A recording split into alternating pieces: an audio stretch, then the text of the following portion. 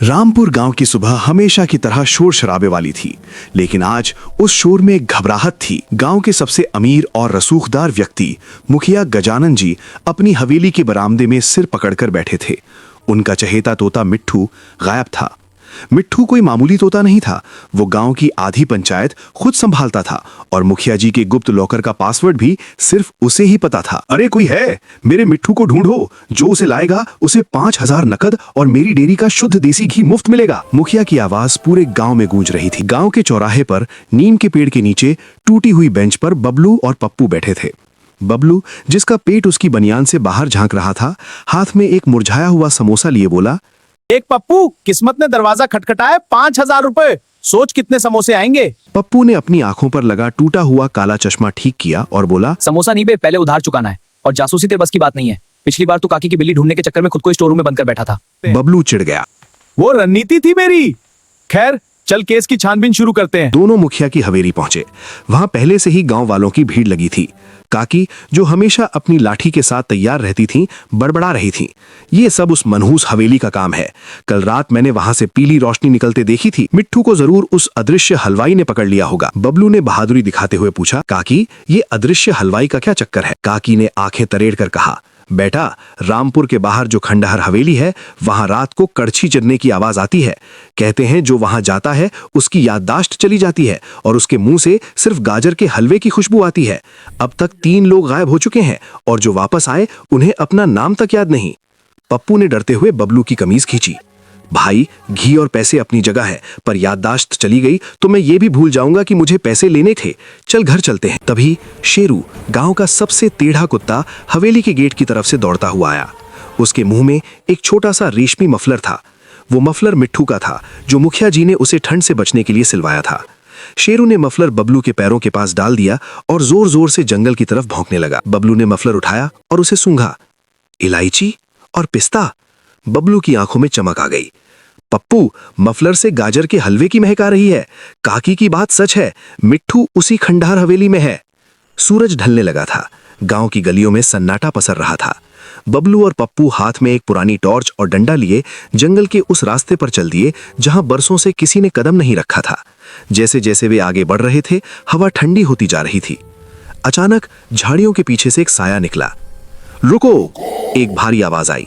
दोनों चीख पड़े और एक दूसरे से चिपक गए। सामने लल्लू चचा खड़े थे, गांव के सीधी साधे हलवाई। उनके हाथ में मिठाई का एक खाली डिब्बा था। अरे चचा, आप यहां क्या कर रहे हैं? पप्पू ने दिल पर हाथ रखकर पूछा। लल्लू चचा ने घबराते हुए कहा, कुछ नहीं बेटा, बस कुछ जड़ी बूटियां ढूंढने आया था। तुम लोग उधर मत जाओ, हवेली का रास्ता खतरनाक है। लल्लू चचा की आंखों में एक अजीब सी बेचैनी थी, जो बबलू की जासूसी नजरों से छुप न सकी। चचा के जाने के बाद बबलू बुदबुदाया, पप्पू, रात के 8 बजे कौन सी जड़ी बूटी मिलती है? दाल में कुछ काला है या पूरा पतीला ही काला है? वे हवेली के मुख्य द्वार पर पहुंचे। विशाल लोहे का दरवाजा जंग खाया हुआ था, पर उस पर ताजा घी के हाथ के निशान थे। जैसे ही बबलू ने दरवाजे को छुआ, वो एक भयानक आवाज कूं चूं के साथ अपने आप खुल गया। अंदर पूरी तरह अंधेरा था, सिवाय एक कमरे के जहां से धीमी पीली रोशनी आ रही थी और साथ ही आ रही थी एक मीठी, मदहोश कर देने वाली खुशबू। पप्पू, टॉर्च जलाओ, बबलू ने फुसफुसाते हुए कहा। जैसे ही टॉर्च जली, उन्होंने देखा कि फर्श पर मिट्ठू के पंख बिखरे हुए थे और दीवार पर खून से नहीं बल्कि चाशनी से लिखा था, यहाँ आना मना है वरना हलवा बन जाओगे। हवेली के भीतर कदम रखते ही ऐसा लगा जैसे तापमान अचानक गिर गया हो। हवा में नमी थी और सड़ी हुई लकड़ी के साथ साथ गाजर के हलवे की वो रहस्यमय खुशबू और तेज हो गई थी। बबलू ने अपनी टॉर्च की रोशनी दीवारों पर घुमाई, जहां पुरानी पेंटिंग्स लटकी हुई थी। उन तस्वीरों में बने लोग इतने सजीव थे कि लग रहा था वो अपनी आंखों से बबलू और पप्पू का पीछा कर रहे हैं। पप्पू ने कांपते हुए कहा, भाई बाबलू, मुझे लग रहा है कि ये पूर्वज हमें गेट आउट बोल रहे हैं। उसकी टॉर्च की रोशनी थरथरा रही थी। अचानक हवेली के ऊपरी हिस्से से एक जोरदार आवाज आई, खटाक, जैसे कोई भारी बर्तन गिरा हो। फिर सन्नाटे को चीरती हुई एक आवाज गूंजी, चीनी डालो। अभी मिठास कम है। आवाज भारी थी और उसमें एक अजीब सी गूंज थी। बबलू ने थूक निगला और हिम्मत जुटाकर कहा, चल पप्पू, रसोई तरफ से आवाज आ रही है। वही मिट्टू का सुराग मिलेगा। वे दबे पांव गलियारे से गुजरे। रास्ते में उन्होंने देखा कि फर्श पर बड़े बड़े पैरों के निशान थे, लेकिन वे निशान आटे और चीनी के बने हुए थे। जैसे ही वे रसोई के विशाल दरवाजे के पास पहुंचे, जो नजारा उन्होंने देखा उसने उनके रोंगटे खड़े कर दिए। रसोई में कोई चिराग नहीं जल रहा था, लेकिन एक कढ़ाई अपने आप हवा में तैर रही थी। उसके नीचे नीली लपटें निकल रही थीं, जिनका कोई स्रोत नहीं था। सबसे डरावनी बात यह थी कि एक बड़ी लोहे की कड़छी हवा में अपने आप गोल गोल घूम रही थी और पास रखे डिब्बों से इलायची और पिस्ता उठाकर कढ़ाई में डाल रही थी। अरे मोनी भैया, ये तो सचमुच का भूतिया मास्टर शेफ है। पप्पू चिल्लाते चिल्लाते बचा। तभी कड़छी अचानक हुक गई। ऐसा लगा जैसे हवा में मौजूद उस अदृश्य चीज ने उनकी मौजूदगी भांप ली हो। अचानक वो जलती हुई कड़छी किसी मिसाइल की तरह तेजी से उनकी ओर लपकी। भाग पापू भाग! बबलू चिल्लाया। वे दोनों जान बचाकर गलियारे में भागे। कड़छी दीवारों से टकराती हुई उनके पीछे आ रही थी। भागते भागते वे ऐसे कमरे में जा घुसे जहां चारों तरफ बड़े बड़े आईने लगे थे। बबलू हांफते हुए रुका। शायद बच गए। उसने पीछे मुड़कर देखा, पर वहां पप्पू नहीं था। पापू, ओए पापू, मजाक मत कर भाई, बाहर आ जा। बबलू ने टॉर्च हर तरफ घुमाई, लेकिन कमरा खाली था। फर्श पर सिर्फ पप्पू की वो आधी टूटी हुई टॉर्च पड़ी थी जो अब भी जल रही थी। बबलू ने टॉर्च उठाई और आईने में देखा। आईने में उसकी अपनी परछाई तो दिख रही थी, लेकिन उसके ठीक पीछे एक धुंधली बिना चेहरे वाली आकृति खड़ी थी, जिसके हाथ में वही उड़ती हुई कड़छी थी। पप्पू को कहां छुपाया है ओए हलवाए भूत? बबलू डर के मारे जोर से चिल्लाया, पर जवाब में सिर्फ एक ठंडी हंसी गूंजी। अगला नंबर तुम्हारा है। आज रात के हलवे में याददाश्त का तड़का लगेगा। तभी दीवार का एक हिस्सा अचानक घूम गया और बबलू का पैर फिसल गया। वो एक अंधेरी ढलान से नीचे गिरता चला जा रहा था। गिरते वक्त उसे बस एक आखिरी चीज सुनाई दी, मिट्ठू तोते की चीख, बचाओ बचाओ, चाशनी में डूब गया। बबलू एक गहरे और ठंडे तहखाने में जाकर गिरा। वहां की दीवारों से जंजीरें लटकी थीं और हवा में कुछ ऐसी गैस भरी थी जिससे सिर भारी होने लगा था। वहां कोने में एक पुरानी मेज पर एक डायरी खुली थी, जिस पर लिखा था, याददाश्त मिटाने का फॉर्मूला, तोते की जीभ और जंगली केस। बबलू को अब समझ आया कि ये कोई आम भूत नहीं, ये तो साजिश है। बबलू का सिर चकरा रहा था। तहखाने की दीवारों पर मशालें जल रही थीं, जिनसे निकलने वाला धुआं नीला था। जैसे ही उसकी आंखों के सामने का अंधेरा छटा, उसने देखा कि वो अकेला नहीं था। तहखाने के बीचों बीच एक विशाल कांच का चेंबर बना था, जिसके अंदर रामपुर के गायब हुए 3 लोग बेसुध बैठे थे। उनके सामने मेज पर गाजर के हलवे के खाली कटोरे रखे थे। वे जिंदा तो थे, पर उनकी आंखों में कोई चमक नहीं थी, जैसे वे चलते फिरते पुतले बन गए हों। पू, भाई तू कहाँ है? बबलू ने फुसफुसाते हुए पुकारा। अचानक एक लोहे के पिंजरे के पीछे से किसी के हिलने की आवाज आई। बबलू वहां पहुंचा तो देखा कि पप्पू को एक बड़े कद्दू के ढेर के पीछे छिपा कर रखा गया था। उसके हाथ पांव बंधे थे और मुंह पर पट्टी बंधी थी। पप्पू की आंखें डर के मारे फटी की फटी जा रही थीं और वो सिर के इशारे से बबलू को पीछे देखने के लिए कह रहा था। बबलू जैसे ही पलटा, उसके सामने कोई खड़ा था। वो अदृश्य नहीं था, वही गांव का वही लल्लू हलवाई था जो ऊपर सीधा साधा होने का नाटक कर रहा था, लेकिन अब उसके चेहरे पर वो मासूमियत नहीं थी। उसने एक अजीब सा चश्मा पहना था और उसके हाथों में वही अदृश्य दस्ताने थे। तो रामपुर डिटेक्टिव एजेंसी यहाँ तक पहुंच ही गई। लल्लू चचा ने क्रूर हंसी के साथ कहा। बबलू ने बहादुरी दिखाते हुए अपना डंडा ताना। अबे और चीनी के चोर, ये सब क्या है? तूने हमारे मिट्ठू और पप्पू को क्यों पकड़ा और ये लोग पागलों की तरह क्यों बैठे हैं? लल्लू हलवाई ने मेज पर रखी एक शीशी उठाई। पागल नहीं बबलू, ये मेरे वफादार ग्राहक हैं। मैंने सालों मेहनत करके एक ऐसी रेसिपी बनाई है जिसे खाकर इंसान सब कुछ भूल जाता है, बस उसे मेरा बनाया हलवा याद रहता है। मैं इन सबको शहर ले जाकर अपना गुलाम बनाऊंगा। ये दिन रात मेरे लिए मिठाइयां बनाएंगे और मुझे दुनिया का सबसे अमीर हलवाई बनाएंगे। और मिट्टू? बबलू ने पूछा। मिट्ठू? लल्लू चचा ने ऊपर की ओर इशारा किया। एक ऊंचे स्टैंड पर मिट्ठू का पिंजरा लटका था। इस टोट के पास उस सोने की झाड़ी का नक्शा है जो जंगल के उस पार है। उस झाड़ी का केसर ही मेरे हलवे को जादुई बनाता है।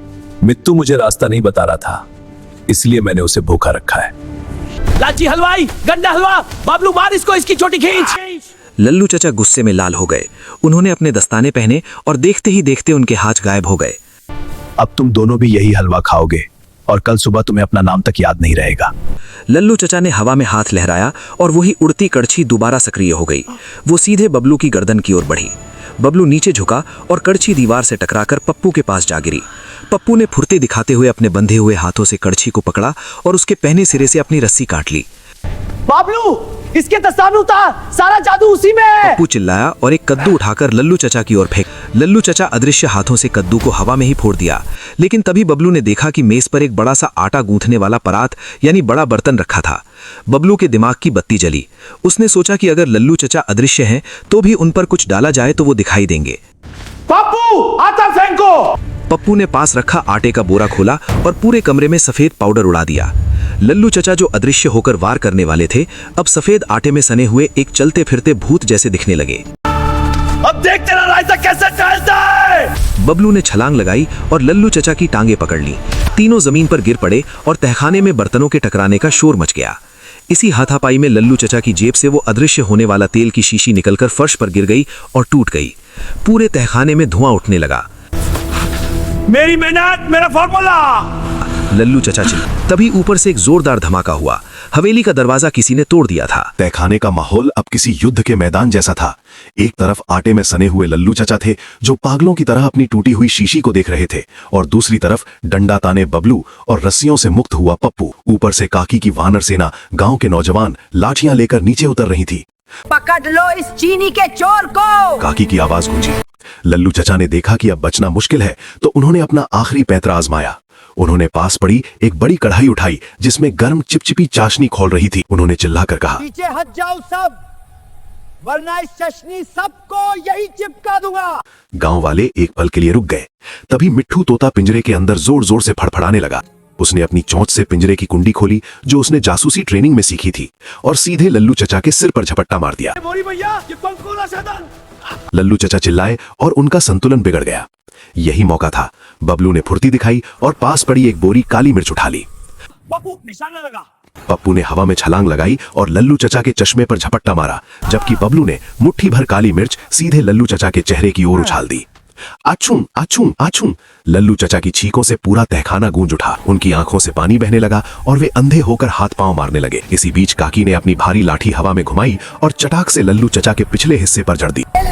हमारे बच्चों को गायब करेगा। ये ले, जादुई हलवा खिलाएगा। हर चटाक पे साथ लल्लू चचा की चीखें निकल रही थी। गांव वालों ने फौरन उन्हें रस्सियों से जकड़ लिया। पप्पू ने जल्दी से जाकर उन 3 गायब लोगों के मुंह पर ठंडा पानी छिड़का। जैसे ही उनकी याददाश्त वापस आने लगी, वे चकरा कर बोले, हम यहाँ क्या कर रहे हैं और ये हमें गजब जैसा क्यों लग रहा है? क्लाइमैक्स और पुरस्कार। अगली सुबह रामपुर का सूरज कुछ ज्यादा ही चमकदार था। पुलिस लल्लू चचा को ले जा चुकी थी। हवेली से सारा जहरीला और नशीला सामान जब्त कर लिया गया था। मुखिया जी की हवेली के सामने एक भव्य दरबार लगा था। मुखिया गजानन जी ने गर्व से बबलू और पप्पू के गले में गेंदे के फूलों की माला डाली। आज इन दोनों की वजह से हमारा रामापुर एक बड़े खतरे से बच गया। ये लो 5000 रुपए और ये रही 2 किलो शुद्ध देसी घी की कैन। बबलू ने मुस्कुराते हुए माला संभाली और कहा, मुखिया जी इनाम तो ठीक है, पर अगली बार से टोटे को पासवर्ड की जगह बादाम खिलाना शुरू कीजिए।